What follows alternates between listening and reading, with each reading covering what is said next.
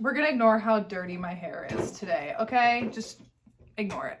And also, we're kind of dodging the sun a little bit. But anyways, today I'm going to be talking about romance books that I have been loving lately. So I'm going to be including books for the last, I think 3 months or so. I don't remember the last time that I did one of these videos. I try to do them every few months just to highlight my favorite books out of the ones that I've been reading and talking to you guys about. So I don't think I have any repeats on this list because I don't think I've done one since September or so. So all these books I've read from October on. There's no rhyme or reason to the order of them. I just picked them out of my journal and we're gonna go ahead and jump into them. Which, first off, we're going back to Reckless by Elsie Silver. So this is the 4th book in the Chestnut Spring series. This one follows Theo and Winter. So it is, I know, it's very yeehaw looking, y'all, but it's so good. So many people love this book, but it's more like I'm talking to the people that have the same taste as me, okay? I'm talking to the other me's out there. It's Secret Baby, it's small town, and it's second chance. Now listen, I know, you're hearing those tropes and being like, McKay, what are you doing to us? But trust me, this is so good. And this is the one and only Secret Baby book I will ever recommend to you guys. So Winter is very much an ice princess. She is getting a divorce from her husband, who she has just been really unhappy with. And she's been trying to reconnect with her younger sister, who they have not had a great relationship growing up. One evening, she ends up going out to her sister's boyfriend's family's farm kind of place for a dinner. And she shows up there and she's very nervous. She's very anxious because she doesn't really know what they're all thinking about her, because they obviously know that oh, Summer's sister, no one really likes her. But when she shows up, she ends up catching the attraction of Theo, who is a bull rider, and he is a friend of the family there, and he immediately clocks Winter and just loves to kind of mess with her and get under her skin a little bit. Long story short, they end up having a one-night stand. Things happen, and I guess then a year or two later, actually, Theo ends up coming back into town, and Winter is not so happy to see him right away because of things that he did. And she also now has the fact that she literally has his child. So I feel like that was a shoddy explanation. This book is so good, guys. I genuinely don't know what else to say. I loved Winter. I loved Theo's acceptance of her Ice Queen personality.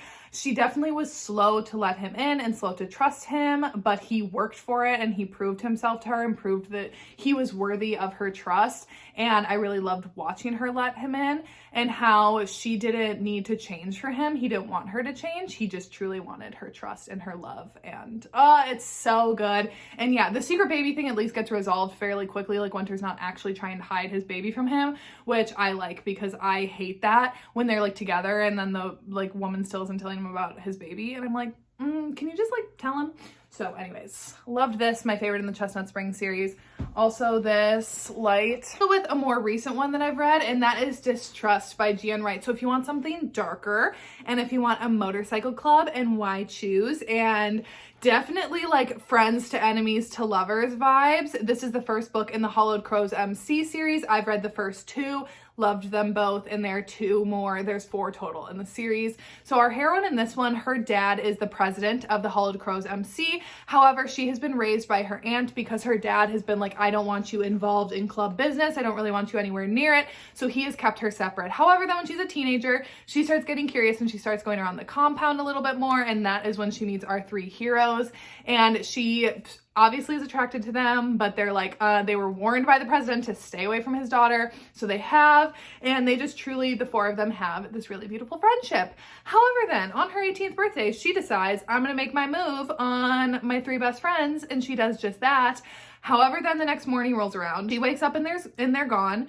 And then right after, she gets kidnapped by the mayor of this town. And now in the present day, she has returned. It's a few years later. I think it's 2. I think she spent 2 years in captivity. She's been rescued and she has been returned, and her father has unfortunately passed away. And now one of her best friends is the head of the MC. So the 3 of them are kind of in charge, and they are not happy to have her back in the slightest. And she is not happy to see them. They are not happy to see her. And so many things happened over those 2 years that they were spent or like forced apart, and neither side is kind of willing to budge on the other, and it ends up being the 4 of their romances. So here's the thing, these guys are brutal, like they are not good guys. I enjoyed it. And the thing with our heroine in this one is that those 2 years that she spent in captivity, she is not going to be pushed around, and she is not going to be intimidated by these men. She's like, I have seen worse than you, so kind of like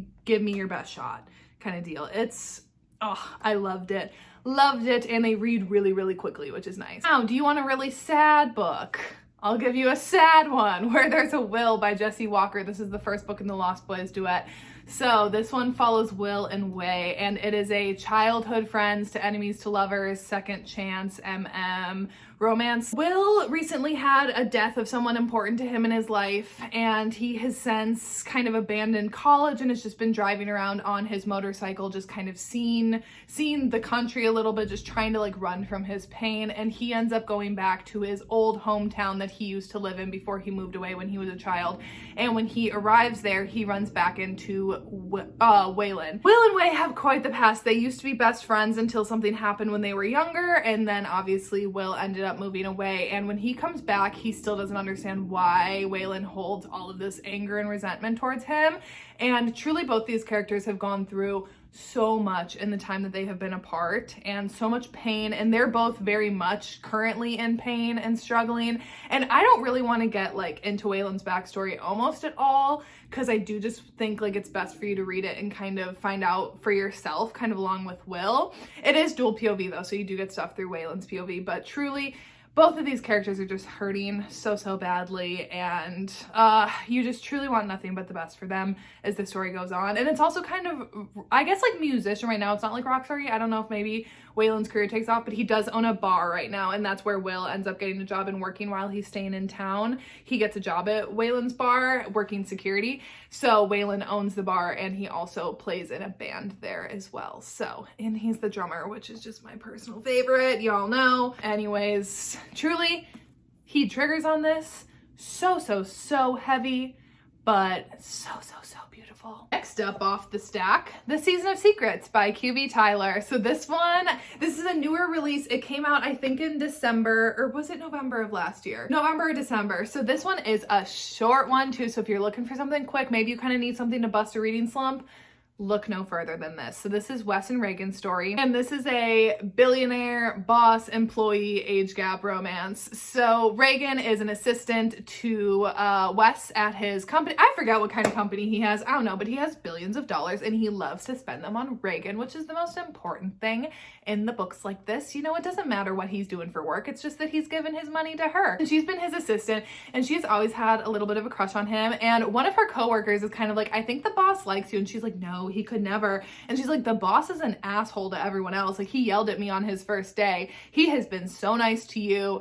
Like, I think he likes you. And then at the holiday party, the holiday company party, they just get to chit-chatting a little bit, and they realize that, yeah, the interest is mutual, and Wes ends up taking Reagan home for the night, and it ends up being their romance and going from there. And obviously they gotta do some sneaking around, they gotta do some hiding, some undercover stuff away from the people at work, away from people in their lives.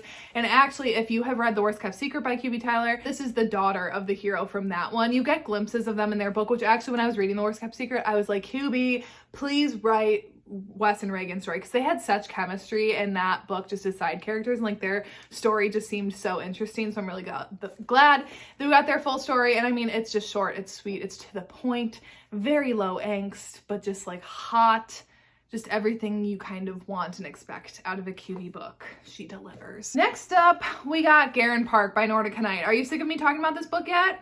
I don't care, because I'm going to keep talking about it. My favorite book of last year.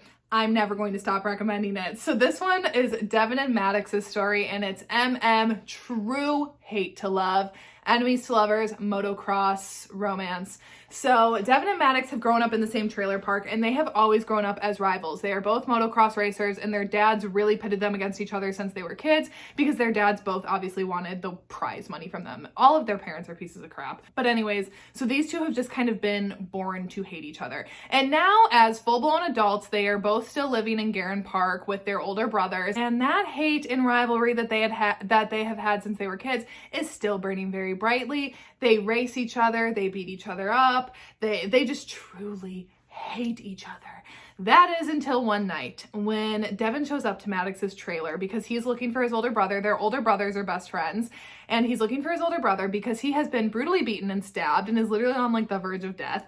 And he's on the run from his dad, who is the one who attacked him. And Maddox is like, no, your brother isn't here. And Devin's like, okay. And he's like about to go away. And Maddox is like, don't be stupid. I don't like you, but get in my trailer. I'm not going to let you die. And then he ends up taking care of Devin. And then they start to realize that like, are we maybe kind of attracted to each other? But they still hate each other. But are we maybe kind of attracted to each other? I think we are, but I still hate you. And let me tell you, the hate burns so bright between these two. The rivalry between these two still is going throughout their entire relationship. Even once they start hooking up with each other, they still hate each other. They're still beating each other up. It is toxic. It is messy, but it is so good. And this is the first book in a duet. Lot 62 is their second book. I loved that one just as much because you want to know why? That tension and that like just simmering anger towards each other, even while they almost like hate how much they love each other, that still burns in the second book. Truly, I love it. I love it so much. I love these two. I would read 1,000 more books of them. Next up is The Good Girl by Nikki Sloan. So this was the very first book that I read this year, and this potentially could be a contender for top 10. I just loved this book so much. It's my favorite in the Nashville Neighbors series. It's book 5.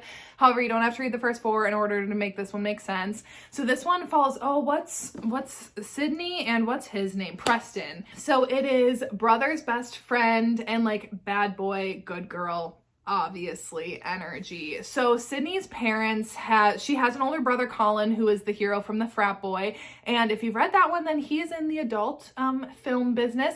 And that caused her parents to basically disown him. They're like very strict, very overbearing, and they have kind of shifted all of that onto Sydney now that they're kind of like Colin is a lost cause. So Sydney has really just kind of suffered under the weight of her parents. She's going to school, she's going to the college that like they picked out for her, doing the program that they picked out for her because that's like the only way that they would kind of support her. And she really wants to go to culinary school. She wants to kind of live her own life, but she's just really stuck under the thumb of her parents.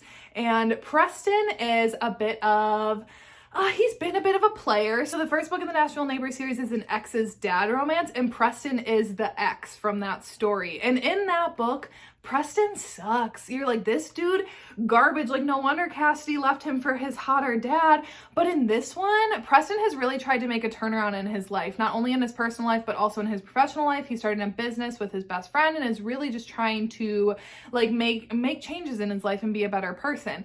However, when he spots Sydney at a graduation party, he is like, who is she? I'm interested in her. And then he finds out that is his best friend's little sister. And Colin immediately is like, stay away from her. And because he's trying to be a good friend, he was like, oh, of course, like I'll step back. But he can't help his attraction for Sydney, and she really wants him as well. And she wants to learn how to be corrupted a little bit. She wants to mess around with her parents a little bit. So she asked Preston to start teaching her some stuff and to start maybe fake dating her a little bit to make her parents mad. And Preston initially is like, nope, can't do that. However, then he's like, if I don't do it, someone else will. And like, I can't trust someone else because like, I know that at least like I have good intentions with her and like, I'll take care of her. So actually like, I'd be doing a disservice to her if I don't help her out with this, right? Preston, I like your thinking. And it ends up being their romance.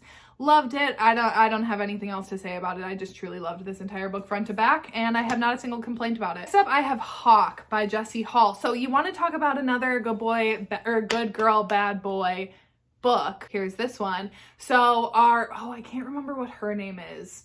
Oh, and he calls her some sort of nickname too. Ugh, I'm not gonna look it up. Our heroine in this one, she is living in a house with her boyfriend, and her boyfriend is just kind of not the vibe, quite frankly. He's not like satisfying her in kind of any way of their relationship. However, they do live together, and she's kind of like, I don't know what I would do without him, so she stays with him. And all of a sudden, this random man, Hawk, ends up showing up. This tattooed bad boy, fresh out of prison, shows up to their house and is like, I'm your new roommate. And she's like, what do you mean you're our new roommate? And her boyfriend didn't even tell her that he invited Hawk to move in with them. And you find out why he did. But as soon as Hawk shows up, our heroine is kind of like, oh, I kind of hate that I'm attracted to you and you're everything that I shouldn't be attracted to. And because it's the forced proximity with them being roommates, they're always running into each other. They're always around. And her boyfriend is always off on business trips. And, you know, eventually she just stops fighting her attraction to him. And there is some cheating in this. If that bothers you, then steer clear of it. But you know me, I don't get bothered by it in a book, especially when the boyfriend is this dude in here. I'm like, you know what? Get it. But Hawk definitely has a past, and you find out like why he went to prison and everything, and just kind of like all of the people that went against him, and kind of like, I don't want to give anything away. You just find out about why he went to prison and that he's maybe not, she like initially kind of judges him right off the bat, and she learns that maybe she was a little bit too quick to be judging him. Anyways, that is Hawk. And last but not least, this is one that I've read this month, and I can't always talk about it in my wrap up, and that is Head in the Game by Rebecca Rath. I've talked about this one on my stories a couple of times already. I just am in love with this book. This one follows Bryant and Jack. However, like, we're gonna call him like Coach and Jack, okay? Because Bryant is the head football coach at this one university. He's an ex-NFL player, and he was brought in by the dean to win this school like a title or like a championship or whatever. Like, that is the sole reason that he was hired, and he knows that he needs to deliver on that promise. So this is his second season there, and when he ends up hearing about Jack, this really, really talented, what position does he play? It doesn't say, and I don't really know much about football. He's a very talented player. Okay, let's leave it at that. And he has recently gotten into some trouble at his old school and has been kicked out. He ended up hooking up with his coach's daughter and then beating up and recording it, and then leaking the recording, and then beating up the coach's nephew. He has his reasons, give him a chance. But yeah, he ended up getting kicked out for that, which, like, yeah. And Coach ends up swooping in and picking him up and offering him a scholarship to come and play at this university, because Jack really he doesn't have a lot of family, he doesn't have money, like he really doesn't have anything going for him except for football, and he really wants to make it to the NFL, and he's good enough to make it to the NFL. He just needs the opportunity to play. So Coach ends up scooping him up, bringing him to school, and he is really trying to keep Jack in line. He's like, you are not going to pull any of this bullshit that you pulled at the old school. You're not going to pull it here. You're going to listen to me, and you're going to do what I say. And that starts to transform in other ways. It does become a bit of a dom-sub situation between them, and it does end up being their romance. Now, here's the thing with this one. So it's coach athlete, and it's a big age gap, which I just love. However, let me tell you, the angst in this one and the fighting it that these two do is great. Because truly, they both understand the ramifications of their relationship if they get caught. Coach really is like, one, that puts me in jeopardy, that puts my job in jeopardy. But two, he's like, you can make it to the NFL. Like, you are so talented. And if you get caught up in this, like, no one's gonna want to touch you with a 10-foot pole. He's like, we cannot do this. We cannot get caught. And we especially cannot fall in love. But of course, they end up doing all of that. I just absolutely loved this. I'm always looking for more coach athlete books. Y'all know this. Ever since Off Balance, I'm just forever and always chasing a coach athlete high. And this one is the first one that I think I've read since Off Balance where I actually like felt that true like push and pull. And it definitely, I mean, it doesn't give me like the same feelings that Off Balance did, but I just loved it. And I actually thought that the forbidden aspect of this relationship was done really well. I feel like a lot of times nowadays in books, the forbidden aspect is kind of like just tossed by the wayside, and like the characters are already together by like the 20% mark, and like they just don't care about any of the consequences. But these two genuinely do, but they still like to push the boundaries. I loved it, and I have nothing else to say. You just got to pick it up. So anyways, that is it, at least for the, I mean, I have more I could have talked about, but I just wanted to pick out, you know, just some of my absolute favorites that I've read recently and that I wanted to share with you guys. So anyways, that is it for today's video. On Friday, I'm going to have my writing Q&A rather than like my chat chill, my monthly chat chill and get ready with me. I'm going to do a writing one that I subbed out for this month because I was asked about it. So that will be up on Friday, and then next week it's already TBR time, and I'll have one other video up. I don't know what video that will be. I honestly don't know. Actually, you might just get one video next week. I'm going to be completely honest. I got my edits back for Take My Hand, so I have been going through those. I've been trying to make marketing teasers for that book, and then also writing starting lines. So I don't really feel like I have enough hours in the day right now, so you might just get one video next week, but we'll see. If I can pull together 2, I will give you guys 2. So anyways, that is it for today's video, and I will see you when I see ya.